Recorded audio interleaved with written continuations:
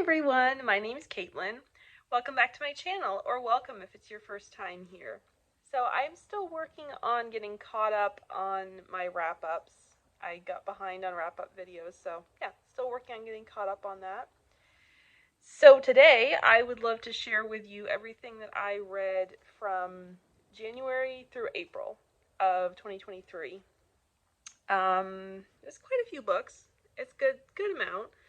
I probably won't say a ton about the books because I'm going to try to make this video quick because I know it could get really long and I really want to be respectful of your time because I so appreciate you taking the time to watch this. So yeah, I guess I'll just jump right into it. In January, I read 6 books, so pretty decent start to the year. The first book I read was a reread for me. It was Submerged, book 1 in the Alaskan Courage series by Dani Pettrey, and I just adore this book. I love this series. I love everything that Dani writes, and yeah, I loved rereading it so much. Highly recommend the whole series. Then I read One Christmas in Winter by Renshaw, and this, aka Emily Haney, is her real name. Belle Renshaw is her pen name, or one of them. And this is a super cute, super fun Christmas novella. Felt very much like a Hallmark movie. And yeah, it was super fun, loved it. It's the first book in her, I think it's Winter Montana series. So yeah, highly recommend you check those out. I still have a couple more in the series to read. I've read books 1, 4, and 5. So I still have 2 and 3 to read. But yeah, I really love them. So much fun. Then I read Guardian by Terri, which is book 1 in the Classified Canine Unit series from Love Inspired Suspense. It's about an FBI canine unit team.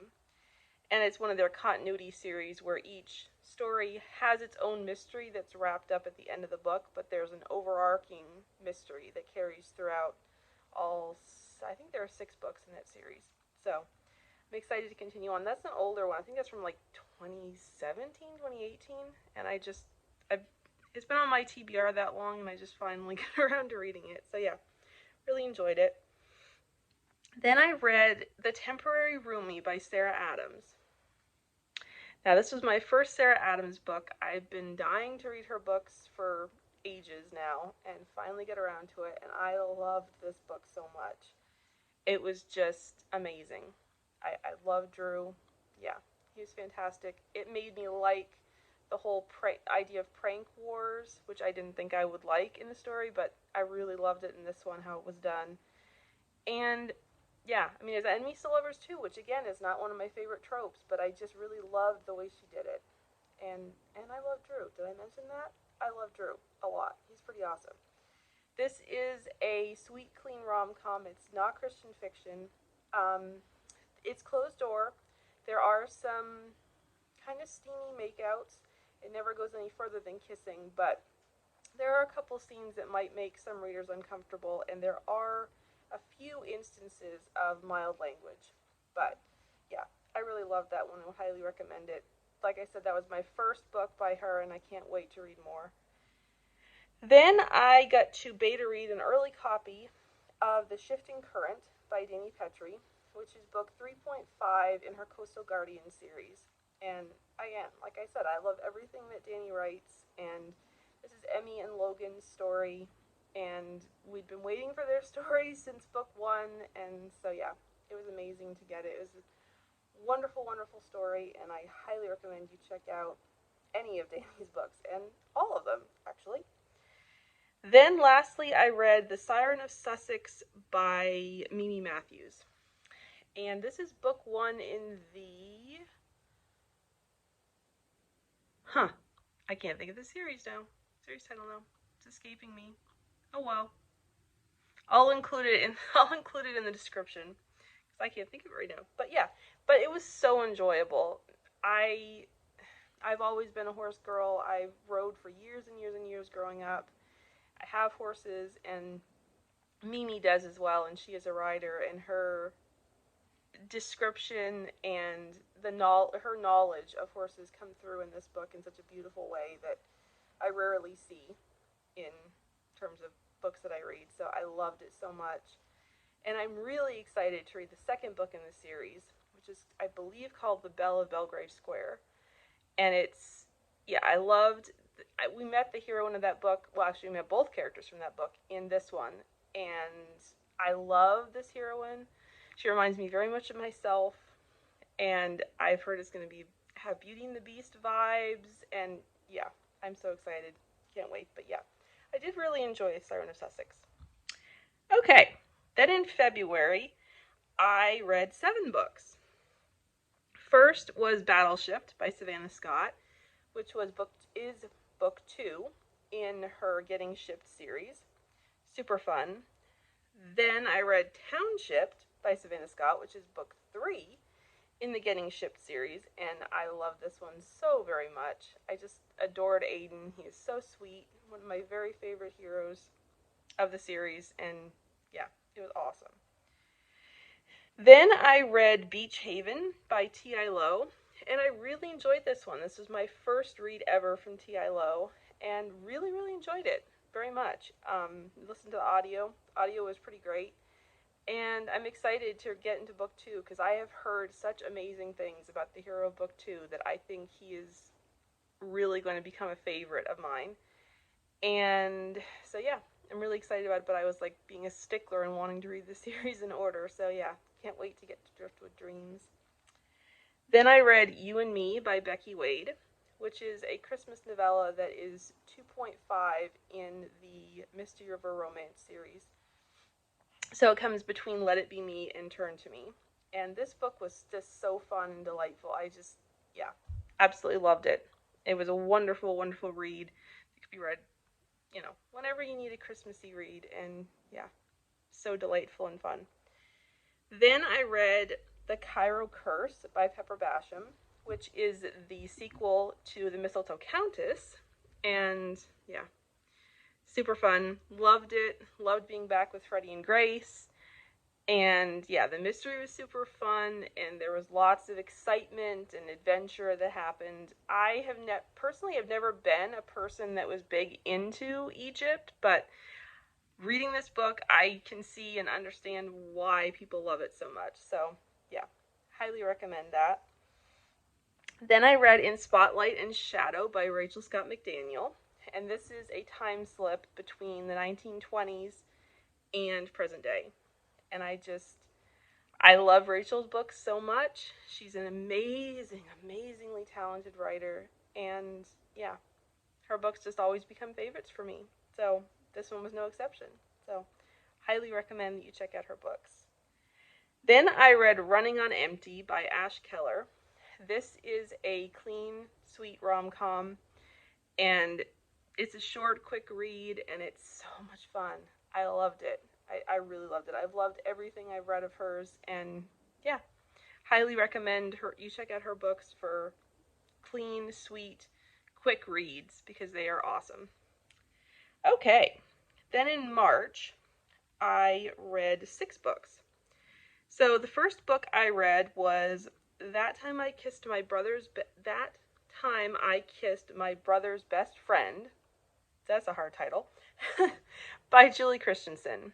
And this was a novella that she originally published under the title I think it's My Red, White, and Blue Christmas.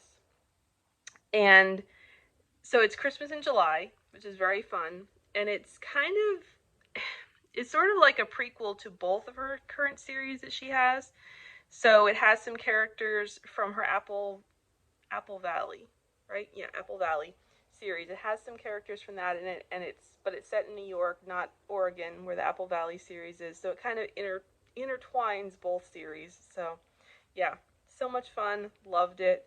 It was awesome. One of my favorite tropes, and lots of fun family get-togethers and stuff as they're celebrating Christmas in July and 4th of July at the same time. And yeah, it was hilariously funny. So sweet, no language at all, completely clean and delightful. And this is the second book I've read by Julie, and I cannot wait to read the rest of her books. Then I read The Love Audit by Anna Conwell, and really enjoyed it. I had some mixed feelings about it, so I won't talk too much about it. There were parts of it that I really, really loved, and then there were other parts that were just kind of okay for me. But she's a very talented writer, and I'm very excited to read the rest of the series, especially book 2, which is Grace and Wyatt's story. I really, really loved them in this book, so yeah, really looking forward to reading more of her work in the future. And then books 3 and 4 were Spy Family Volume 2 and Volume 3.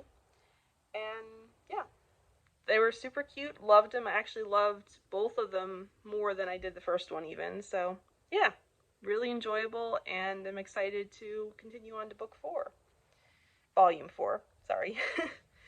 Then I read Ruby Jane by Susan May Warren, which is book 5 in her Montana Marshall series, and loved it. I did. I loved it. I've loved the entire series. Ford, third book in the series, is still my favorite of the series. He's still my favorite hero, probably, of all of Susan's heroes that I've read. Yeah, he's awesome. But anyway, yeah, this is book 5, and super enjoyable. This, I will say, I highly recommend these, but this is a series that you want to read in order because each one sort of ends on a cliffhanger to where the next one begins, and there is an overarching mystery through all of the books. So start with book 1, which is called Knox, and you will follow one of the Marshall siblings in each book, and they're awesome. They're awesome, awesome, awesome. Romantic suspense, action-packed, super fast-paced, highly recommend.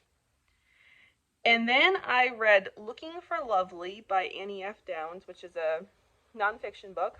And I don't read a ton of nonfiction, but I really loved this one. I actually listened to the audiobook, and she narrates it herself, and she just has such a great conversational way of speaking. I mean, I know she has a podcast. I have never actually listened to it, but yeah, I think I might now because I really liked her conversational tone and personality, and yeah, she was just so fun to listen to and so relatable, and yeah, it was a great book. So definitely recommend that if you're looking for a good nonfiction read. Then in April, I got to beta read a super, super early copy of the first book in Dani Pettrey's next series, which is called the Jeopardy Falls series. And I don't know if she's released the title of that yet or not, so I don't think I can say it. But it was super good. It was in Arizona, super fun. Another sibling series, which is my absolute favorite. Tons of romance, tons of suspense. Yeah, awesome. Awesome, awesome, awesome. Be on the lookout for that. It comes out, I believe, February 2024. So definitely keep that one on your radar. Then I read Blind Trust by Natalie Walters, which is another romantic suspense, and it's book 3 in her Snap Agency series, which I just love the Snap team so much. They are so much fun, and I highly recommend you check them out if you haven't yet. The 3 books in the series, each stand alone, but I would recommend, there is a prequel novella called Initium, and I would recommend at least reading that before you read Blind Trust, because if you read it after, Blind Trust will have spoiled some things for you when you go to read Initium. So it kind of, there's some things that kind of come full circle from Initium into Blind Trust. But Lights Out and Fatal Code stand completely independently. So yeah, I would just recommend that you read Initium prior to reading Blind Trust, in whatever order you read them. So yeah, highly recommend. Loved it. It was awesome. Then I read Crazy for You by Michelle Sass Alexson. And this is book 3 in the Deep Haven collection.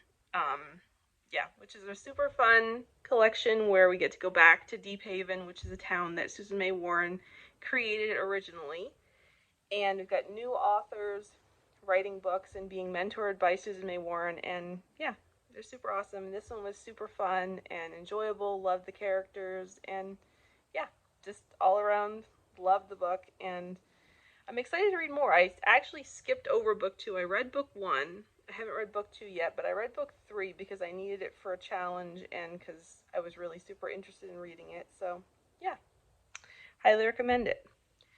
Then I read Wild About My Boss by Anne William, which is a clean, sweet, clean rom-com novella.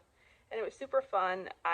Yeah, it was funny, made me laugh, had some heart to it. And it was super cute, super short. And I really loved that it took place in like a wilderness setting. You don't see a lot of rom-coms set in, in the outdoors, and I love that. It's one of my favorite types of settings. So yeah, it was super fun. Then I read Faking Christmas by Cindy Steele. And oh my goodness, this is one of my favorite books of the year. I just fell in love with this book so much. I can't even tell you how much I love this book. It is incredible. And one of the things that I loved about it so much and made it so special for me personally is it happens to be set very close to where I live, which that never happens. That like almost never happens in books, literally.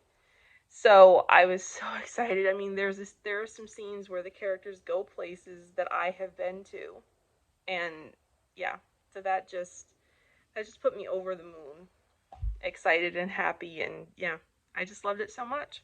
So, highly recommend it. Then I read Passion or Penalty by Leah Brunner, and this is the novella prequel to her Hooked on a Feeling, I think it is. Yeah, I think it's Hooked on a Feeling series. And it's a hockey, sweet, clean rom-com.